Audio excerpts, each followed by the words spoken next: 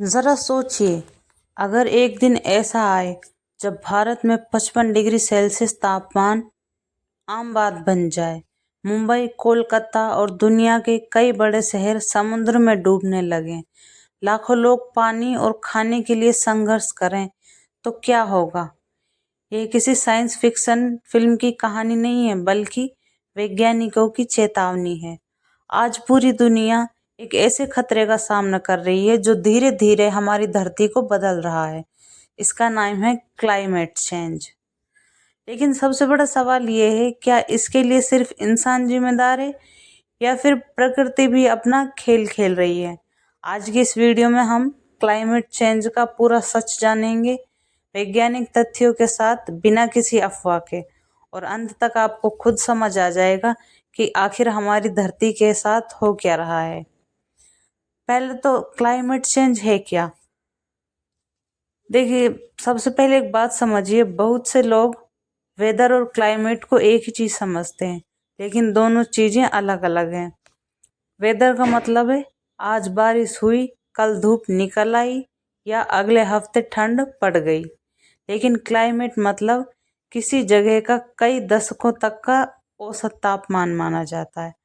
अगर किसी देश में 40 से 50 साल तक तापमान लगातार बढ़ता रहे, बारिश का समय बदल जाए, बर्फ पहले से तेजी से पिघलने लगे और मौसम पहले से ज़्यादा खतरनाक हो जाए, तो इसे क्लाइमेट चेंज कहा जाता है। वैज्ञानिकों के अनुसार औद्योगिक क्रांति के बाद से पृथ्वी का जो औसत तापमान है, लगभग 1.2 से 1.3 डिग्री सेल्सियस तक बढ़ चुका है। सुनने में ये बहुत कम लगता है, लेकिन पूरी पृथ्वी के लिए यह एक बहुत बड़ा बदलाव है। यही छोटी सी बढ़ोतरी आज दुनिया भर में रिकॉर्ड तोड़ गर्मी, बाढ़, सूखा और जंगलों की आग जैसी घटनाओं को बहुत बढ़ा रही है। अगर आप सोच रहे हैं कि क्लाइमेट चेंज पहली बार हो रहा है, तो जवाब है नहीं। इंसानों के पैदा होने से लाखों साल पहले भी पृथ्वी का मौसम बदलता रहा है। एक समय ऐसा भी था जब धरती का बड़ा हिस्सा मोटी बर्फ से ढका हुआ था। इसे आइस एज यानी हिमयुग कहा जाता है।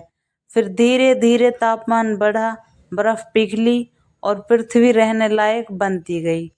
वैज्ञानिक बताते हैं कि पृथ्वी की कक्षा में बदलाव, सूर्य की ऊर्जा में उतार चढ़ाव, ज्वालामुखियों के विस्फोट और महासागरों के प्राकृतिक चक्र हमेशा से जलवायु को प्रभावित करते रहते हैं। यानी क्लाइमेट चेंज कोई नई घटना नहीं है। लेकिन इस बार एक चीज अलग है और वही सबसे बड़ी चिंता का कारण भी है। पहले जलवायु में बदलाव आने में हजारों बल्कि लाखों साल लग जाते थे, लेकिन पिछले लगभग 150 वर्षों में पृथ्वी इतनी तेजी से गर्म हुई है कि वैज्ञानिक भी इसे लेकर बहुत चिंतित हैं। इसका सबसे बड़े कारण माना जाता है इंसानों द्वारा वातावरण में छोड़ी जा रही ग्रीन हाउस गैसें। जब हम कोयला, पेट्रोल और डीजल जलाते हैं या बड़े पैमाने पर जंगल काटते हैं, तो कार्बन डाइऑक्साइड और मीथेन जैसी गैसें एनवायरनमेंट में जमा होने लगती हैं। ये गैसें सूरज की गर्मी को पृथ्वी के आसपास रोक लेती हैं। धीरे धीरे पूरी धरती का तापमान बढ़ने लगता है। इसी वजह से वैज्ञानिक कहते हैं कि आज का क्लाइमेट चेंज प्राकृतिक कारणों से ज्यादा मानव गतिविधियों से प्रभावित हो रहा है। अब सवाल आता है, आखिर कुछ गैसें पूरी पृथ्वी को गर्म कैसे कर सकती हैं? इसे समझने के लिए एक आसान उदाहरण लेते हैं। आपने कभी धूप में खड़ी बंद कार देखी होगी। बाहर का तापमान 38 डिग्री होता है, लेकिन कार के अंदर का 60 डिग्री से भी ऊपर पहुंच जाता है। ऐसा इसलिए होता है क्योंकि सूरज की रोशनी तो अंदर चली जाती है, लेकिन गर्मी आसानी से बाहर नहीं निकल पाती। हमारी पृथ्वी के साथ भी कुछ ऐसा ही होता है। सूरज की किरणें पृथ्वी तक पहुंचती हैं, पृथ्वी उनका कुछ हिस्सा सोख लेती है और बाकी गर्मी वापस अंतरिक्ष की ओर भेज देती है। लेकिन वातावरण में मौजूद कार्बन डाइऑक्साइड, मीथेन और नाइट्रस ऑक्साइड जैसी गैसें इस गर्मी का एक हिस्सा रोक लेती हैं। इस प्रक्रिया को ग्रीन हाउस इफेक्ट कहा जाता है। अगर ये प्रभाव बिल्कुल ना हो तो पृथ्वी का औसत लगभग 18 डिग्री सेल्सियस होता और जीवन लगभग असंभव होता। यानी ग्रीन हाउस जो इफेक्ट है खुद समस्या नहीं है, समस्या तब शुरू होती है जब ये गैसें ज़रूरत से ज़्यादा बढ़ जाती हैं। अब सवाल ये है कि गैसें इतनी तेज़ी से बढ़ क्यों रही हैं। इसका जवाब मिलता है लगभग 250 साल पहले, जब दुनिया में इंडस्ट्रियल रिवॉल्यूशन शुरू हुआ। फैक्ट्रियाँ बनने लगी, मशीनें चलने लगी, बिजली की ज़रूरत बढ़ी और ऊर्जा के लिए बड़े पैमाने पर कोयला, तेल और प्राकृतिक गैस जलाई जाने लगी। आज भी दुनिया की बड़ी आबादी बिजली बनाने के लिए इन्हीं ईंधनों पर निर्भर है। हर बार जब कोई कार पेट्रोल जलाती है, कोई ट्रक डीजल जलाता है, कोई हवाई जहाज उड़ता है या कोई फैक्ट्री कोयला जलाती है, तब एनवायरनमेंट में बड़ी मात्रा में कार्बन डाइऑक्साइड पहुंचती है। पिछले 150 वर्षों में इंसानों ने वातावरण में इतनी ज़्यादा कार्बन डाइऑक्साइड छोड़ी है कि उसका असर अब पूरी पृथ्वी पर दिखाई देने लगा है। अगर आपसे पूछा जाए कि पृथ्वी के सबसे बड़े एयर प्यूरिफायर कौन है, तो जवाब होगा पेड़। पेड़ वातावरण से कार्बन डाइऑक्साइड को अपने अंदर लेते हैं और बदले में ऑक्सीजन छोड़ते हैं। लेकिन हर साल लाखों हेक्टेयर जंगल काटे जा रहे हैं। नई सड़कें, नए शहर, खेती और उद्योगों के लिए जंगल लगातार खत्म किए जा रहे हैं। इसका मतलब साफ है, एक तरफ हम लगातार कार्बन डाइऑक्साइड बढ़ा रहे हैं और दूसरी तरफ हम कम करने वाले पेड़ों को भी खत्म कर रहे हैं। यही कारण है कि वैज्ञानिक अमेज़न रेन फॉरेस्ट को पृथ्वी के सबसे महत्वपूर्ण जंगलों में गिनते हैं, क्योंकि यह पूरी दुनिया के कार्बन चक्र में बड़ी भूमिका निभाता है। क्या सिर्फ कार और फैक्ट्री जिम्मेदार हैं? चलो ये भी देख लेते हैं। कहानी यहीं खत्म नहीं होती। खेती भी क्लाइमेट चेंज में योगदान देती है। जब धान की खेती की जाती है या लाखों गाय और भैंसें पाली जाती हैं, तब मीथेन गैस निकलती है। मीथेन कार्बन डाइऑक्साइड से कम मात्रा में होती है, लेकिन एक निश्चित समयावधि में यह गर्मी रोकने में उससे कहीं अधिक प्रभावी होती है। इसके अलावा रासायनिक उर्वरकों से नाइट्रस ऑक्साइड गैस निकलती है, जो एक और शक्तिशाली ग्रीन हाउस गैस है।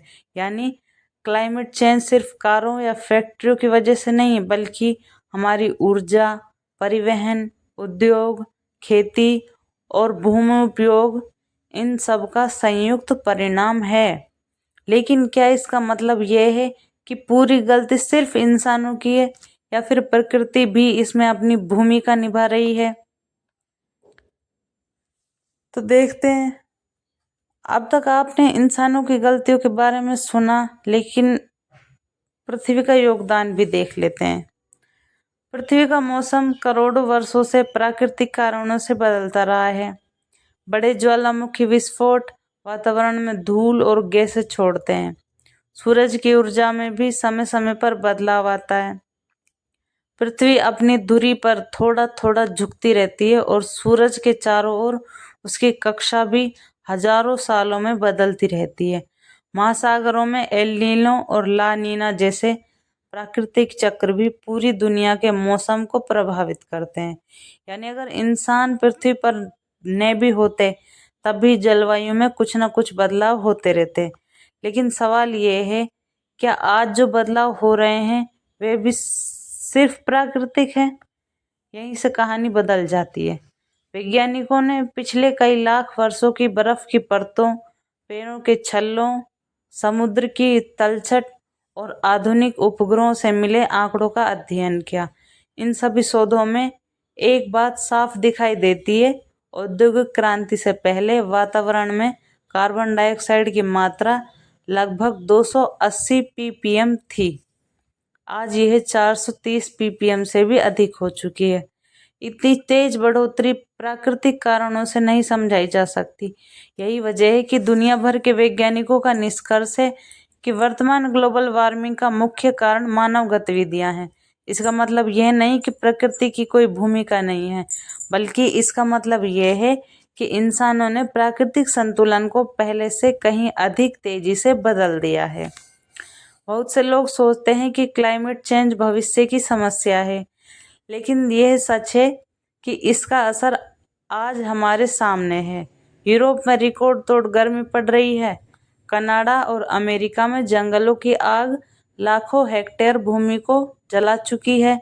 कई देशों में पहले से कहीं ज्यादा शक्तिशाली तूफान देखने को मिल रहे हैं। कहीं महीनों तक बारिश नहीं होती और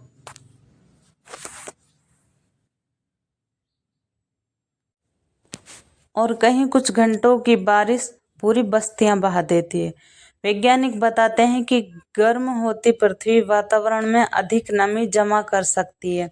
यही कारण है कि कई जगहों पर बारिश पहले से कहीं अधिक तेज और विनाशकारी हो रही है। अगर आपको लगता है कि क्लाइमेट चेंज सिर्फ दूसरे देशों की समस्या है, तो ऐसा बिल्कुल नहीं है। भारत भी इसके प्रभाव को लगातार महसूस कर रहा है।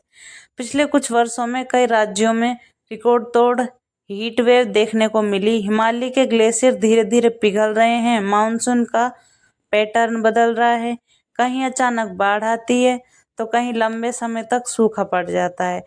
किसानों की फसलें प्रभावित होती हैं, पानी की कमी बढ़ती है और शहरों में गर्म पहले से कहीं ज्यादा महसूस होने लगी है।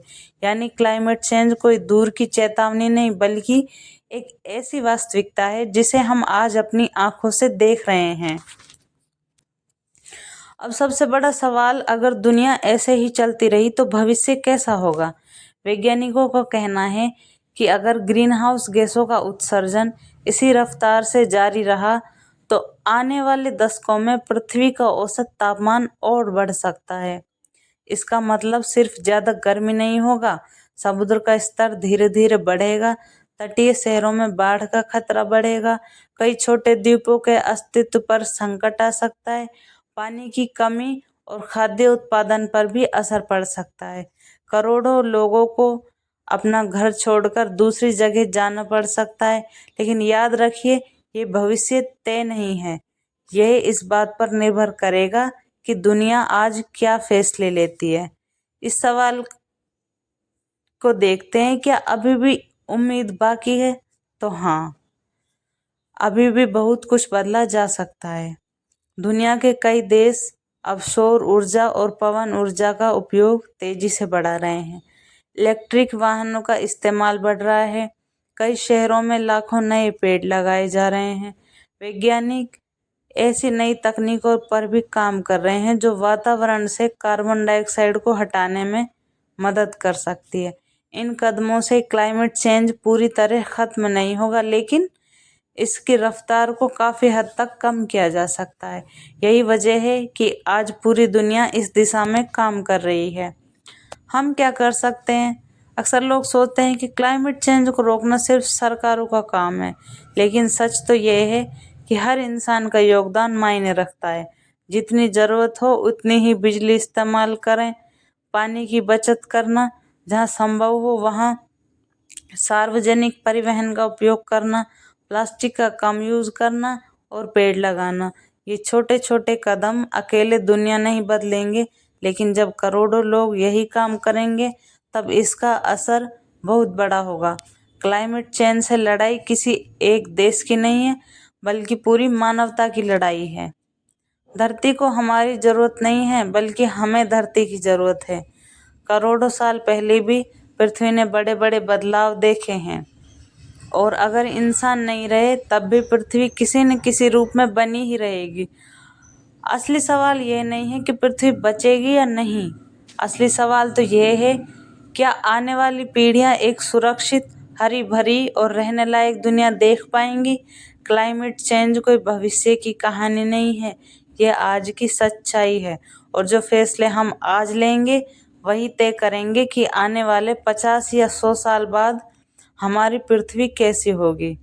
अगर आपको लगता है कि यह जानकारी हर इंसान तक पहुंचनी चाहिए तो इस वीडियो को ज़्यादा से ज़्यादा लोगों तक शेयर करें, क्योंकि जागरूकता ही बदलाव की पहली शुरुआत है।